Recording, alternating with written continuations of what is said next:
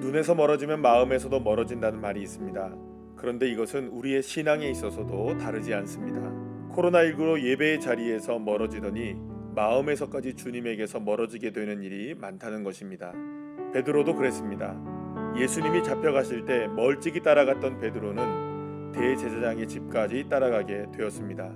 그런데 하인들과 함께 불을 쬐고 있을 때 한 여종이 다가와 베드로를 살펴보더니 불쑥 이렇게 말합니다. 너도 나사렛 예수와 함께 있었도다.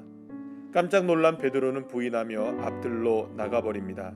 하지만 여종은 앞들로 나간 베드로를 가리키며 사람들에게 이 사람도 예수와 한패예요 라고 말합니다. 베드로는 또다시 부인합니다. 조금 후 사람들은 다시 베드로에게 확실히 당신은 예수와 한패요 라고 말하자 베드로는 나는 너희가 말하는 이 사람을 알지 못하노라고 말하며 저주하고 맹세까지 합니다. 그리고 이렇게 3번 예수님을 부인하자 2번째 닭 우는 소리가 들렸고 그때 예수님이 닭이 2번 울기 전에 내가 3번 나를 부인하리라고 말씀하신 것이 생각난 베드로는 울며 대제사장의 집 밖으로 나가버렸습니다.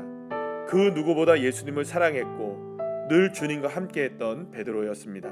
주는 그리스도시며 살아계신 하나님의 아들이십니다라는 고백으로 음부의 권세마저 이길 수 없는 놀라운 능력을 허락받은 베드로였습니다.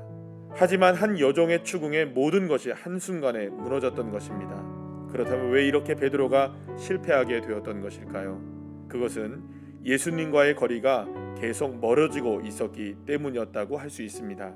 예수님과 멀찍이 거리를 두고 있었던 베드로는 대제사장의 집 아랫뜰에서 앞뜰에서 집 밖으로 나가버리고 맙니다. 이렇게 베드로와 예수님과의 거리는 계속 멀어지고 있었습니다. 그런데 이렇게 예수님과 멀어질 때마다 베드로는 사람들에게 예수와 함께 있었다, 예수와 한패다라는 질문을 받았고 그때마다 베드로는 예수님을 부인했으며 예수님과 계속 더 멀어지고 있었던 것입니다.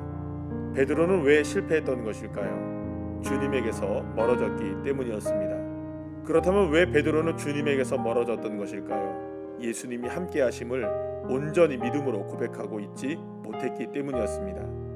그런데 누가복음 22장 61절 62절 말씀을 보면 주께서 돌이켜 베드로를 보시니 베드로가 주의 말씀 곧 오늘 닭 울기 전에 내가 3번 나를 부인하리라 하심이 생각나서 밖에 나가서 심히 통곡하니라고 말씀합니다. 베드로가 예수님을 부인하고 밖으로 나가버렸을 때 예수님은 신문을 받으시는 고통 중에도 돌이켜 베드로를 바라보셨던 것입니다. 그런데 돌이켜 베드로를 바라보시던 예수님의 그 시선이 이제 여러분을 향하십니다. 그리고 베드로를 집요하게 따라다니며 추궁했던 여종과 사람들이 여러분에게 묻습니다. 예수와 함께 있었는가? 그때 여러분은 무엇라 대답하시겠습니까? 상황과 형편을 바라보고 주님의 눈을 피해 밖으로 나가시겠습니까? 아니면 그럼에도 불구하고 예수님과 함께 하시겠습니까? 이제 우리가 대답할 차례입니다.